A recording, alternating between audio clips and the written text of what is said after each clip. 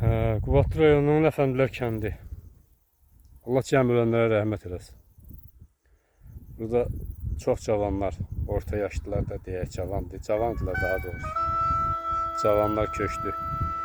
Başdan saysam, Rasim, Allah rəhmət eləsin. Sabir, Allah rəhmət eləsin. Firqət, Allah rəhmət eləsin. Mühəbbət, Allah rəhmət eləsin. Sücəddin, Allah rəhmət eləsin. Məhəmməd, Allah rəhmət eləsin. Həbibullah çox cavan idi. Allah rəhmət eləsin. Allah cəm ölənlərə rəhmət eləsin. Onların adlarını çəkdim ona görə ki, onlar yəni yaşaya bilərdi. Cavan idilər. Gəlib bu kəndi, eli, obanı dağılmış olsa da yerində görərdilər. Allah cəmi ölənlərə rəhmət eləsin. Qalanlara da can sağlığı versin. Qalanların çoxsu uşaqların, nəvələrin təəssüf ki, tanımırıq.